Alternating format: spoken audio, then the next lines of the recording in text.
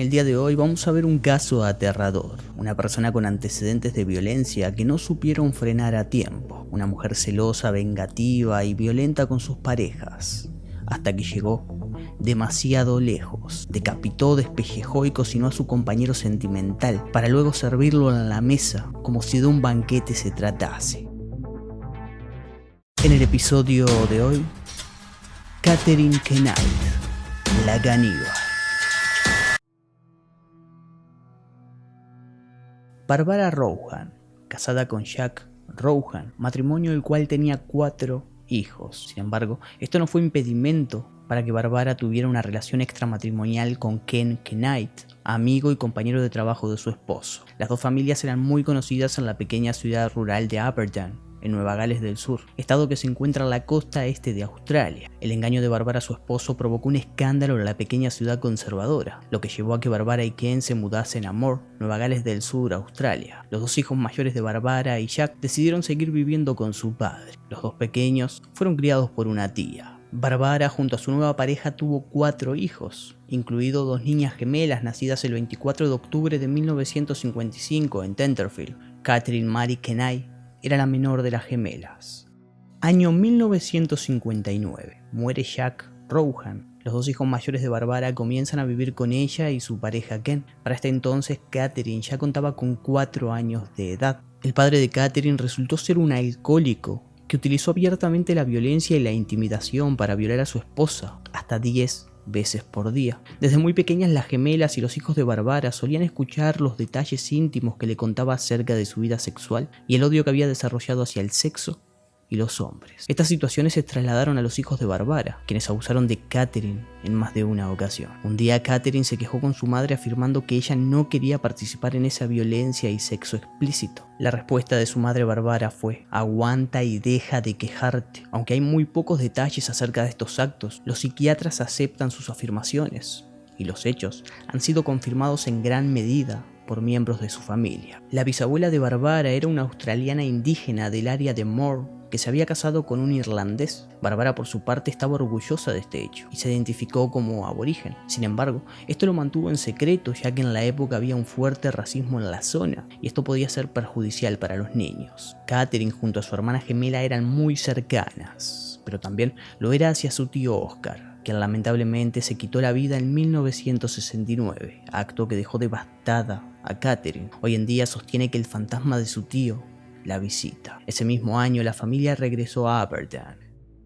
Comenzó la etapa escolar para Catherine. Asistió a la escuela secundaria Muswellbrook. Su espantosa infancia obviamente la afectó, por lo cual se convirtió en una persona solitaria a la cual sus compañeros la recuerdan como una matona que se ocupaba de los niños más pequeños. Se sabe que agredió al menos a un niño en la escuela con un arma. En una ocasión fue herida por un maestro. Tiempo después se supo que actuó en defensa propia. Pero no todo es malo. En ocasiones era una estudiante modelo y, por ilógico que suene, ganaba premios por su buen comportamiento. A los 15 años salió de la escuela sin saber leer y escribir. Consiguió empleo en una fábrica de ropa como cortadora, pero un tiempo después consiguió un nuevo empleo en un matadero, el cual llamaba el trabajo de sus sueños. Su tarea, cortar despojos. Allí rápidamente la ascendieron a deshuesadora, por lo cual le dieron su propio juego de cuchillos de carnicero. En su hogar, ella siempre tenía los cuchillos colgados sobre su cama, para que siempre estuvieran a mano si los necesitaba, hábito que mantuvo siempre. Año 1973. Catherine conoce a su compañero de trabajo David Stanford Kellett. El historial de David no es nada bonito, ya que había sido despedido de una compañía de ferrocarril, pero antes de eso, su mejor amigo murió frente a él. Más tarde estuvo presente cuando un tren chocó contra un autobús escolar, matando a 6 niños, en el cual ayudó a rescatar los heridos y sacar los cuerpos. Por estas experiencias vividas, él se refugió en el consumo excesivo de alcohol, lo que llevó a provocar varios descarrilamientos debido a quedarse dormido. Su comportamiento se deterioró, por lo que finalmente perdió su trabajo. Buscando empleo consiguió en el matadero de Aberdeen, donde se hizo amigo cercano del hermano de Catherine tras comenzar a salir con ella. Año 1974. Kellett contrae matrimonio con Catherine. Llegaron a la boda en motocicleta a pedido de ella. El novio muy ebrio en el asiento trasero. Estando en el lugar, Barbara, madre de Catherine, le dio unos consejos a Kellett. Ten cuidado, muévela de manera incorrecta o haz lo incorrecto y estás jodido.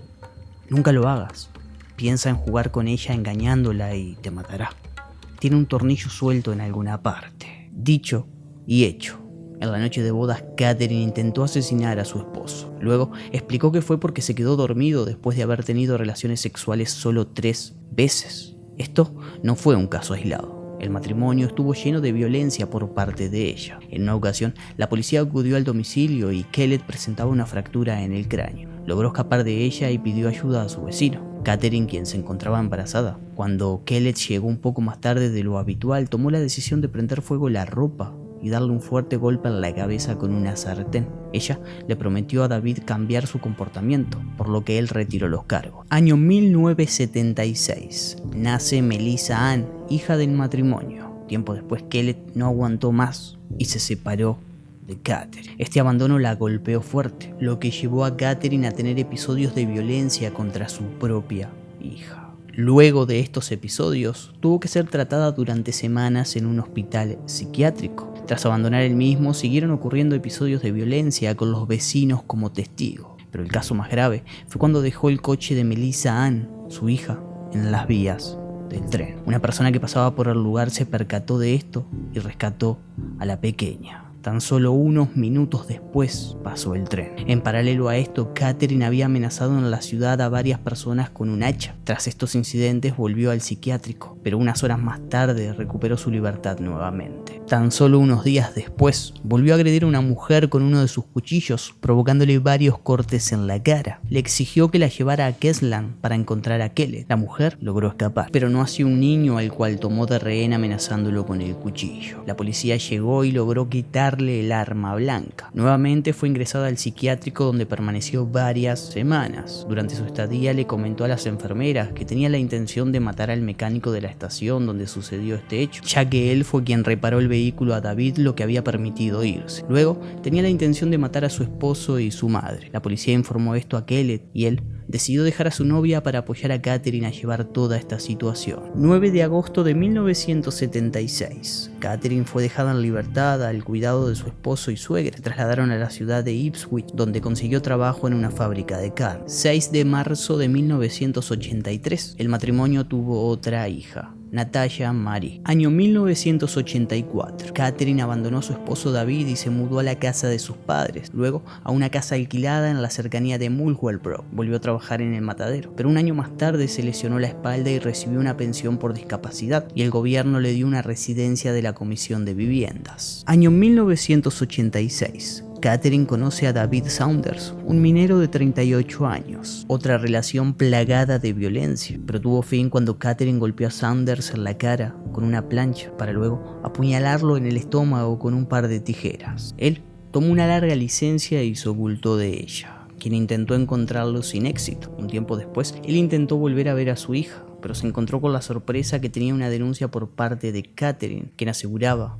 que le tenía miedo. Por esto le emitieron una orden de violencia aprendida en su contra. Año 1997. Katherine quedó embarazada de John Chillingworth, un ex compañero de trabajo del matadero de 43 años. Al año siguiente nació Eric, pero la relación duró 3 años porque ella lo abandonó por John Price, hombre con el que había tenido una aventura durante un tiempo. John Price, padre de 3 hijos antes de estar con Katherine. Su matrimonio había terminado en 1988. Todos los que lo conocían aseguraban que era un tipo estupendo, el cual vivía con sus 2 hijos mayores, porque su hija había decidido vivir con su ex esposa. Él ganaba muy buen dinero trabajando en las minas locales. Price conocía muy bien el historial violento de Katherine cuando decidió mudarse con ella. Año 1998. John Price rechaza la propuesta de matrimonio por parte de Katherine, lo cual desató una tremenda discusión. Ella, a modo de venganza, envió una cinta de video al jefe de Price, en donde aparecían unos artículos que supuestamente John había robado de su puesto de trabajo. Por este motivo fue despedido. Ese mismo día Price echó a Katherine,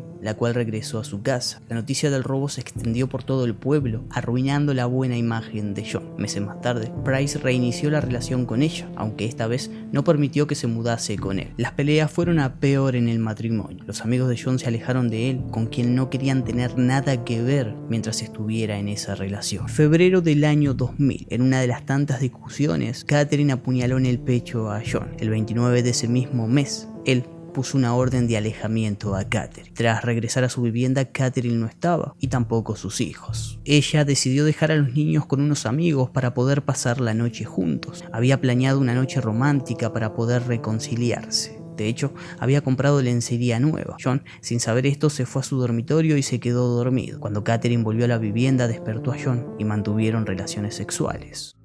Al día siguiente, John no acudió a su trabajo. Su vecino se preocupó de que el auto de Price estuviera en el camino de entrada. El empleador de John envió a un trabajador a ver qué pasaba. Cuando el vecino y el compañero de John trataron de tocar la ventana de la habitación de Price para despertarlo, notaron sangre en la puerta principal y alertaron a la policía.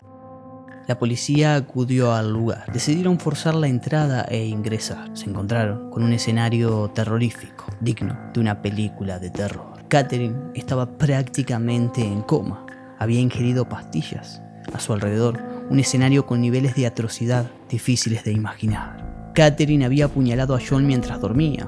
Según las evidencias de sangre, él despertó e intentó encender la luz antes de intentar escapar mientras ella lo perseguía por la casa. Se las arregló para abrir la puerta principal y salir, pero o tropezó hacia adentro o fue arrastrado de regreso al pasillo, donde finalmente murió tras desangrarse. Cuando el cuerpo ya se encontraba sin vida, Catherine fue a Aberdeen y retiró dinero de la cuenta de Price de un cajero automático. John se encontraba desollado por completo. Su piel colgaba de unos ganchos, como si de una cortina se tratase en una de las puertas que daba al salón. La cabeza decapitada estaba dentro de una olla y la cocinó acompañada de verduras. Las nalgas las fileteó y las puso sobre una bandeja de horno junto con más verduras. Puso la mesa. Junto a cada plato había notas, cada una con el nombre de cada uno de los hijos de Price. Ella se estaba preparando para servir las partes de su cuerpo a sus propios hijos. En el jardín trasero arrojó una tercera comida por razones desconocidas. Se especula que intentó comerla,